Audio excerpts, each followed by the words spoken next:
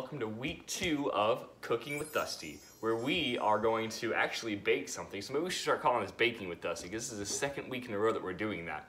So because it's Throwback Week and we're doing all these really fun things, I am going to cook you guys, or bake with you, one of my favorite desserts from my childhood that are called haystacks, right? So this is what we did around winter time, but we're gonna make a little spin on it.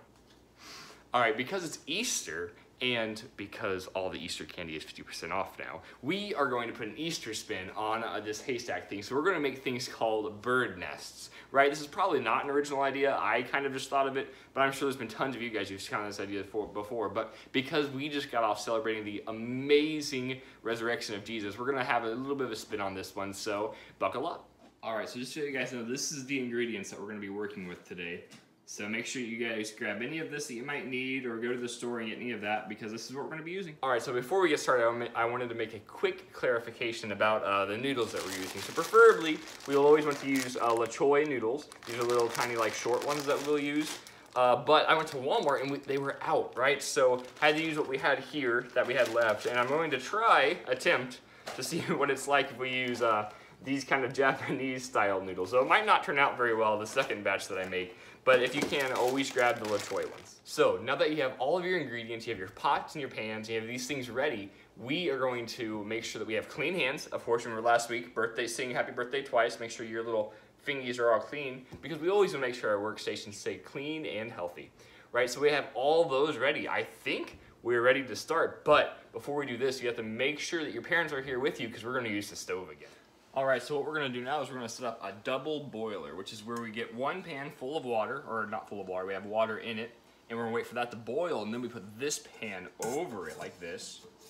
And then we will put our almond bark in there, and it will start melting the chocolate slowly, and it won't burn it. Not that I would know from personal experience, like 2 minutes ago, but that's beside the point. So make sure that you have a double boiler going, or things could get messy and smelly.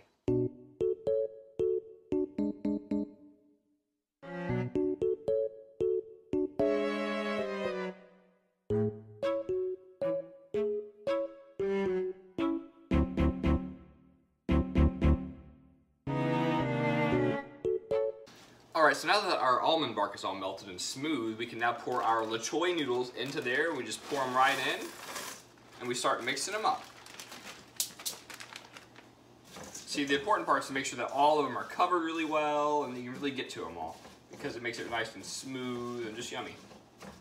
Alright, so now that all of them are mixed in there, I'm going to use one of these, make sure there's a little drain hole in the bottom, to scoop out a haystack. Alright, scoop out however much you want in a haystack, like, you know. This is a pretty good amount, and then you just plop it on this.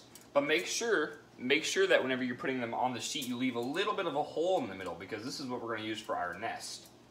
Alright, so as you guys saw in the beginning of my video, I did not have enough La Choy noodles, so I'm going to try to break up some ramen in here as well. After I made the normal ones, I'm going to try and make some a little bit different than normal. Hopefully it turn out fine, but this will add some nests to our nest.